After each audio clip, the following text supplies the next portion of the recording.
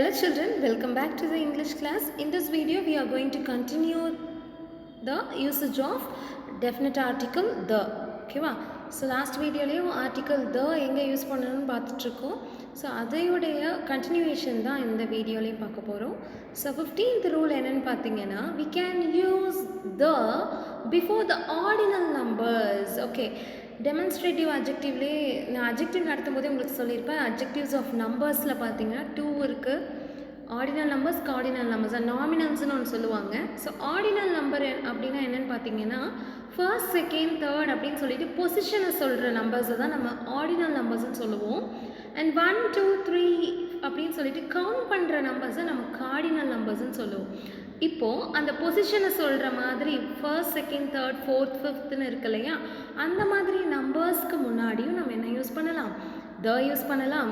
See, in English unnecessarily you should not use any numbers except the date and date.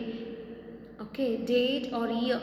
சரியா? ஒரு ஸ்பெசிஃபிக்கான டே அல்லது ஒரு டேட்டை சொல்லும் போது நீங்கள் என்ன யூஸ் பண்ணலாம்? நம்பர் யூஸ் பண்ணலாம். தேவையில்லாத இடத்துல நீங்கள் நம்பர்ஸ் யூஸ் பண்ணக்கூடாது. எஸ்பெஷலி அமௌண்ட், மணியை சொல்லும் போது நிறைய பேர் வந்து 1 ரூபீனா 1 போட்டுருவீங்க, நம்பரில் போட்டுருவீங்க. ONE 1 நம்ம வேர்ட்ஸில் தான் எழுதணும்.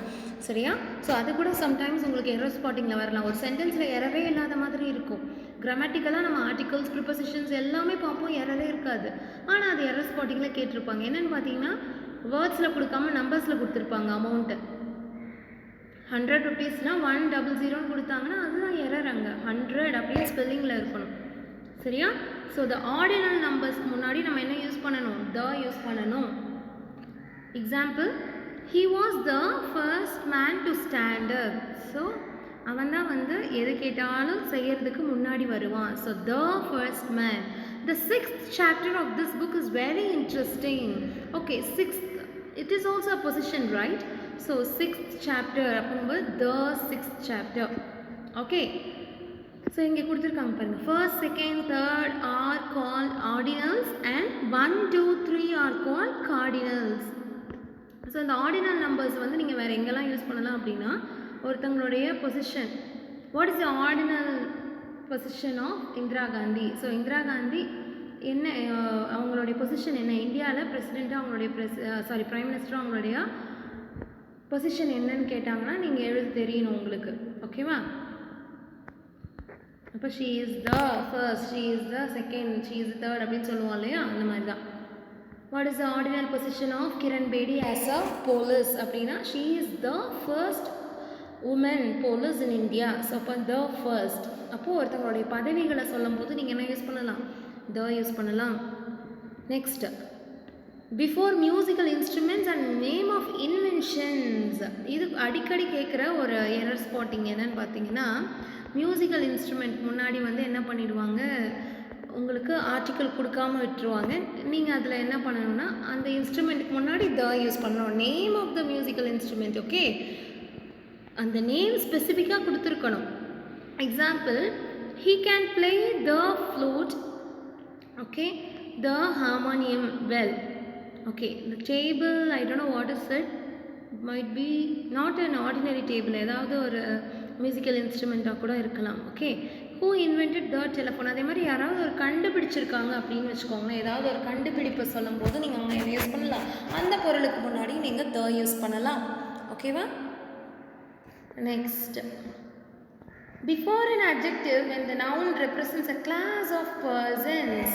ஓகே, ஸோ இங்கே வந்து ஒரு ரூலில் என்ன பார்த்தோன்னா, ஒரு நவுன் வந்து சிங்குலர் நவுன் ஹோல் கிளாஸையே சொல்லும் போது நம்ம த யூஸ் பண்ணலான்னு பார்த்தோம். அதே மாதிரி இங்கே ஒரு அட்ஜெக்டிவ் வந்து ஒரு ஹோல் கிளாஸ் ஆஃப் பர்சனையே குறிக்கிற மாதிரி இருந்துச்சுன்னா அங்கேயும் நீங்கள் என்ன யூஸ் பண்ணலாம்?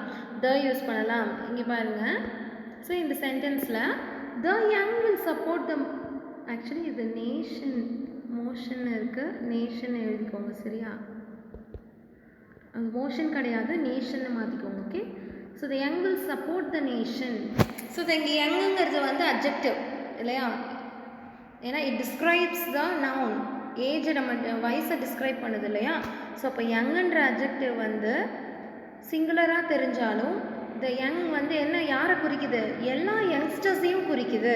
அப்போ ஒரு சிங்குலர் அட்ஜெக்டிவ் அதை ஹோல் நவுனையே குறிச்சதுன்னா அங்கேயும் நீங்கள் என்ன யூஸ் பண்ணலாம், அந்த அட்ஜெக்டிவ் முன்னாடி த யூஸ் பண்ணலாம். நெக்ஸ்ட் எக்ஸாம்பிள் பாருங்கள். The poor can be trusted. ஏழைகளை நம்ம நம்பலாம். ஏன் ஏழைகளை நம்பலாம்? ஏன்னா அவங்க உண்மையுள்ளவங்களாக இருப்பாங்க. பணக்காரங்களெல்லாம் நம்பவே முடியாது. காரியம் முடிஞ்சோடனே மறந்துடுவாங்க செய்த நன்மை. ஆனால் ஏழைகள் அப்படி கிடையாது அப்படின்னு சொல்கிறாங்க. Good example, right?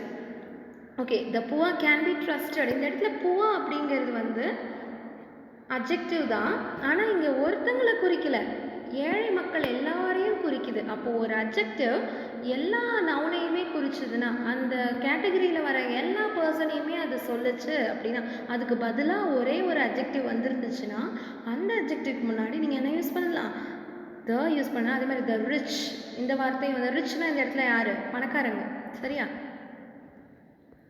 Before a common noun to give it the meaning of an abstract noun. Okay. So இந்த இடத்துல ஒரு காமன் நவுனுக்கு முன்னாடி நம்ம என்ன யூஸ் பண்ணலாம், அது அப்ஸ்ட்ராக்ட் நவுன் மீனிங் கொடுத்துச்சுன்னா சரியா, அதுக்கும் நீங்கள் என்ன யூஸ் பண்ணலாம், த யூஸ் பண்ணலாம். காமன் நவுன்னா என்னது, பொது பெயர், ஜென்ரலாக சொல்கிற நேம், பாய், கேர்ள், பிளான்ட், அனிமல், திங்ஸ்ன்னு சொல்லிட்டு பொதுவாக சொல்கிற பெயர்கள் தான் காமன் நவுன் சொல்லுவாங்க. அப்ஸ்ட்ராக்ட் நவுன் அப்படின்னா இட் டசன்ட் கிவ் எனி என்ன சொல்கிறது, டசன்ட் கிவ் சொல்ல முடியாது. we can't see the abstract noun, we can feel it. நம்மளால் பார்க்க முடியாது, நம்மளால் ஃபீல் பண்ண மட்டும்தான் முடியும், டச்சும் பண்ண முடியாது அந்த நவுனை. மீதி எல்லா நவுனையும் நம்மளால் பார்க்க முடியும், டச் பண்ண முடியும். ஆனால் இந்த அப்ஸ்ட்ராக்ட் நவுன் வந்து it's feelings and emotions of human beings. ஓகேவா, மனுஷங்களுடைய ஃபீலிங்ஸ் அண்ட் எமோஷனையும் தான் அப்ஸ்ட்ராக்ட் நவுன்னு சொல்கிறாங்க. ஸோ அப்போது ஒரு காமன் நவுனை வச்சு அதோட மீனிங் வந்து அப்ஸ்ட்ராக்ட் நவுனாக இருந்துச்சுன்னா நீங்கள் அங்கே என்ன யூஸ் பண்ணலாம், த யூஸ் பண்ணலாம். எக்ஸாம்பிள் பார்த்தா உங்களுக்கு நல்லாவே புரியும். The moralist in Gandhi revolted against the injustice. So இந்த இடத்துல த மாரலிஸ்ட் காந்தி அப்படிங்கிறது வந்து பர்சன். ஸோ இந்த இடத்துல வந்து மாரலிஸ்ட் அப்படிங்கிறது வந்து ஒரு கேரக்டர், ஒரு குணம், நல்ல குணம். அந்த நல்ல குணத்தை கண்ணால் பார்க்க முடியுமா, பார்க்க முடியாது. அதே மாதிரி இன்ஜஸ்டிஸ், அதாவது துரோகம், தவறு செய்கிறது, இதெல்லாமே கண்ணால் பார்க்க முடியுமா, முடியாது. இதெல்லாம் தான் அப்ஸ்ட்ராக்ட் நவுன்னு சொல்லுவாங்க. ஸோ இந்த அப்ஸ்ட்ராக்ட் நவுனை காமனாக நம்ம யூஸ் பண்ணோம்னா நம்ம என்ன யூஸ் பண்ணலாம், த யூஸ் பண்ணலாம். The judge in her prevailed upon the wife and she sentenced her husband to prison. So இங்கே பாருங்கள், இந்த இடத்துல வந்து அவளுக்குள்ளே இருக்கிற அந்த ஜட்ஜ் வந்து என்ன பண்ணியிருக்காங்க, அவங்க ஹஸ்பண்டை வந்து ஜெயிலில் போட்டிருக்காங்க அப்படின்னு சொல்கிறாங்க. அதாவது நமக்குள்ளே இருக்கிற ஒரு கேரக்டர், ஒரு குணத்தை வந்து பர்சானிஃபை பண்ணி சொல்லியிருக்காங்கன்னா அங்கே நீங்கள் என்ன யூஸ் பண்ணலாம், த யூஸ் பண்ணலாம். இந்த இடத்துல ஜட்ஜுங்கிறது வந்து காமன் நவுன் இல்லையா? ஸோ இந்த ஜட்ஜ் காமன் நவுனாக இருந்தாலும் அவளுக்குள்ளே அந்த ஜட்ஜ் இருக்காங்கன்னு சொல்லும்போது அவளுக்குள்ளே இருக்கிற அந்த நியாயமான அந்த உணர்வு, சரியா, அந்த ஜட்ஜ்மெண்ட், நேர்மை குணம் இருக்கு இல்லையா, அந்த நேர்மை குணத்தை தான் இங்கே வெளியே என்னன்னு சொல்லியிருக்காங்க, ஜட்ஜ் அப்படின்னு சொல்லியிருக்காங்க. அந்த நேர்மை குணம் என்ன பண்ணியிருக்கு, ஜட்ஜ் மாதிரி அவளை திங்க் பண்ண வச்சு அவங்க ஹஸ்பண்டுக்கே தண்டனை வாங்கி கொடுத்துருக்கு அப்படின்னு சொல்கிறாங்க. அப்போது நமக்குள்ளே இருக்கிற அந்த ஃபீலிங்ஸ் அண்ட் எமோஷனை காமனாக நம்ம ஒரு பர்சன் மாதிரி அங்கே டிஃபைன் பண்ணி சொன்னோன்னா அங்கே நீங்கள் என்ன யூஸ் பண்ணலாம், த யூஸ் பண்ணலாம். Next, the is used before the name of newspaper, community, political party, historical event, train, ship, aeroplane, etcetera. Okay, so இந்த இடத்துல எல்லாம் நம்ம என்ன யூஸ் பண்ணலாம், த யூஸ் பண்ணலாம். Example, the Hindu, the Deccan chronicles. அப்புறம் என்ன சொல்லலாம், த ஹிஸ்டாரிக்கல் ஈவெண்ட் என்ன சொல்லலாம், the Jallianwala Bagh massacre, the quit India movement, the non cooperation movement. அதே மாதிரி த ஏர்லைன்ஸ், அப்புறம் த டைட்டானிக் ஷிப்போட நேம். ஓகே, ஸோ இந்த மாதிரி த மெட்ரோ ட்ரெயின். ஓகேவா, அப்போது இந்த மாதிரி வெஹிக்கிள்ஸாக இருந்தாலும் சரி, சில பொலிட்டிக்கல் பார்ட்டிஸாக இருந்தாலும் சரி, the BJP, okay, the Congress, political பார்ட்டியோடைய நேம் சொன்னாலும் சரி நம்ம என்ன யூஸ் பண்ணணும், த யூஸ் பண்ணணும். Next, when two or more nouns refer to one person, put the before the first noun only. If both the nouns refer to different person or thing, the is used before both of them. இது ரொம்ப முக்கியம். இது வந்து அடிக்கடி உங்களுக்கு இந்த concept வந்து subject verb agreement அப்படிங்கிற ஒரு கிராமர் இருக்குது. அதில் உங்களுக்கு கேட்பாங்க. பாருங்க இங்கே என்ன சொல்கிறாங்கன்னா, when two or more nouns refers to one person, put the before the first noun only. அதாவது ஒரே பர்சனோடைய 2 அல்லது 3 குவாலிட்டியை பற்றி நம்ம சொல்கிறோம் அப்படின்னா நம்ம என்ன பண்ணணும்னா ஃபர்ஸ்ட் குவாலிட்டிக்கு முன்னாடி தான் த யூஸ் பண்ணணும். ஸோ இங்கே அது வந்து குவாலிட்டியாக இருக்கலாம், இல்லை அவங்களுடைய ஜாபாக இருக்கலாம், சரியா, கேரக்டராக இருக்கலாம், எதுவாக இருந்தாலும் சரி. நீங்கள் அவங்க ஒருத்தங்களுடைய கேரக்டர்ஸ் இல்லை ஒருத்தங்களுடைய பல வேலைகளை பற்றி நம்ம பேசினா ஃபர்ஸ்ட் சொல்லப்பட்டிருக்க வேலையோ இல்லை அவங்க கேரக்டர்ஸோ இல்லை அவங்க ஐடியாஸ்க்கு முன்னாடி தான் நம்ம என்ன யூஸ் பண்ணணும், த யூஸ் பண்ணணும். எக்ஸாம்பிள் பார்த்தா உங்களுக்கு புரியும். The producer and financier was present there. So இந்த இடத்துல the producer and financier was present தேர்னு கொடுத்துருக்காங்க. இந்த இடத்துல ப்ரொடியூசருக்கு முன்னாடி மட்டும் த யூஸ் பண்ணியிருக்காங்க. இங்கே ப்ரொடியூசர் அண்ட் ஃபினான்ஷியர் வந்து யாரை குறிக்குது, ஒன் பர்சன். அவரே வந்து ப்ரொடியூசராகவும் இருக்கார், அவரே வந்து ஃபினான்ஷியராகவும் இருக்கார். அப்போ ஒரு பர்சனே 2 வேலையும் செய்கிறதுனால ஃபர்ஸ்ட் வேலைக்கு முன்னாடி என்ன யூஸ் பண்ணியிருக்காங்க, த யூஸ் பண்ணியிருக்காங்க. ஃபர்ஸ்ட் நவுன், ஓகேவா, வேர்புன்னு நினச்சிக்காதீங்க, நவுன். நெக்ஸ்ட் சென்டென்ஸில் பாருங்கள். If both the nouns refer to different person or thing, the is used before both of them.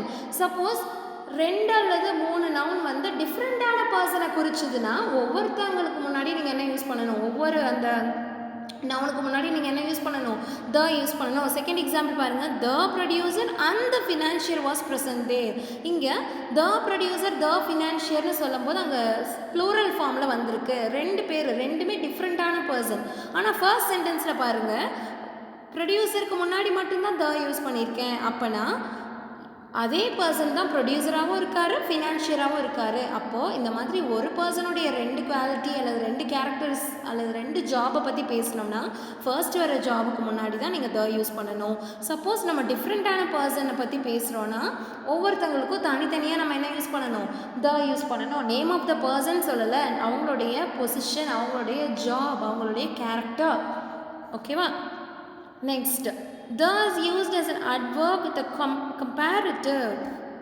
Okay, so comparative இதில் கூட நம்ம என்ன யூஸ் பண்ணலாம், சூப்பர்லேட்டிவ் டிகிரியில் பார்த்தோம், அதே மாதிரி சூப்பர்லேட்டிவ் அப்ஜெக்டிவில் பார்த்தோம். அதே மாதிரி அட்வர்ப் வித் கம்பேர் பண்ணும்போது ஒருத்தவங்களுடைய ஆக்ஷனை நம்ம வந்து கம்பேர் பண்ணோன்னா அங்கேயும் நீங்கள் என்ன யூஸ் பண்ணலாம், த யூஸ் பண்ணலாம். the more she gets the more she demands.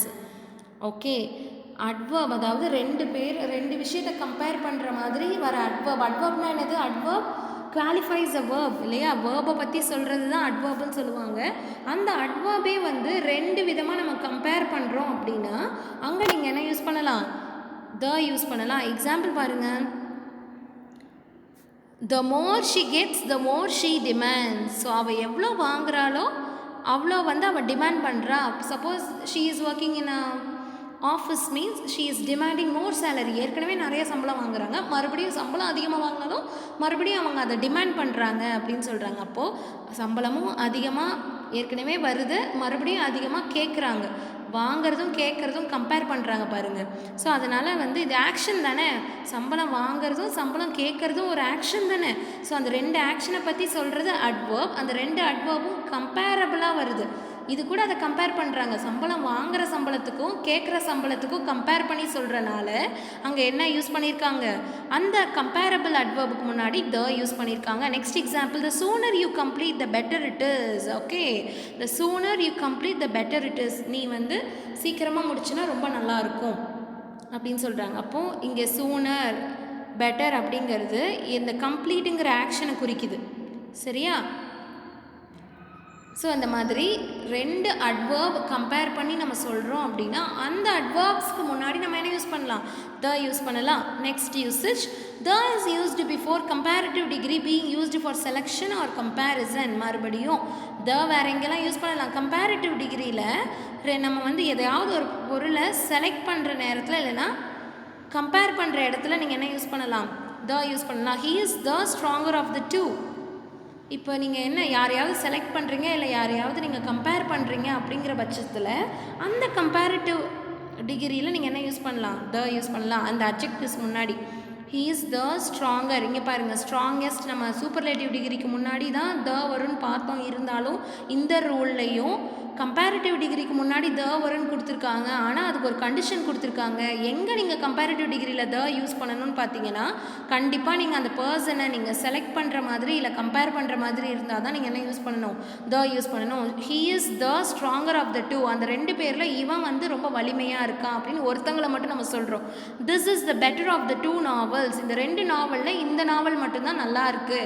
அப்போ 2 நாவலில் ஒரு நாவலை பற்றி நான் பேசுகிறேன். ஒரு 2ஐயும் கம்பேர் பண்ணுறேன். கம்பேர் பண்ணும்போது எனக்கு ஒன்று பெஸ்ட்டாக தெரியுது, அதே மாதிரி இன்னொன்று 2 பசங்களில் எனக்கு இவன் தான் ஸ்ட்ராங்காக தெரியுதா. அப்போது 2ல் எதையாவது இங்கே செலக்ட் பண்ணுற மாதிரி இருந்துச்சுன்னா அங்கே நீங்கள் என்ன யூஸ் பண்ணலாம், அந்த மாதிரி கம்பேரிட்டிவ் டிகிரிலையும் நீங்கள் கம்பேரிட்டிவ் அப்ஜெக்டிவ்லேயும் நீங்கள் என்ன யூஸ் பண்ணலாம், த யூஸ் பண்ணலாம். ஸோ இங்கே டிகிரினா வேறு ஒன்றும் இல்லை, அப்ஜெக்டிவ் தான், கம்பேரிட்டிவ் அப்ஜெக்டிவ். ஓகே, பார்த்து யூஸ் பண்ணுங்கள். எல்லாத்துலேயும் எடுத்த உடனே த யூஸ் பண்ணிடாதீங்க. கம்பல்சரி சூப்பர்லேட்டிவ் டிகிரியில் சூப்பர்லேட்டிவ் அப்ஜெக்டிவில் த வரும். ஆனாலும் கம்பேரிட்டிவ் அப்ஜெக்டிவில் த எங்கே யூஸ் பண்ணணும்னு சொல்கிறாங்க. அந்த 2 பேரை கம்பேர் பண்ணி அதில் ஒருத்தங்களை நீங்கள் செலக்ட் பண்ணுற மாதிரி இருந்துச்சுன்னா அங்கே நீங்கள் என்ன யூஸ் பண்ணலாம், த யூஸ் பண்ணலாம் கம்பேரிட்டிவ் அப்ஜெக்டிவில். ஓகேவா? Next, when a person being referred by his designation, the is used. Okay, so ஒருத்தங்களுடைய பதவிகளை வச்சு நம்ம தெரிஞ்சுக்கிறோம் அப்படின்னா அந்த இடத்துல நீங்கள் என்ன யூஸ் பண்ணலாம், the யூஸ் பண்ணலாம். So designation means their position, their job. Okay, example, the chairman, the director, the president, the chancellor.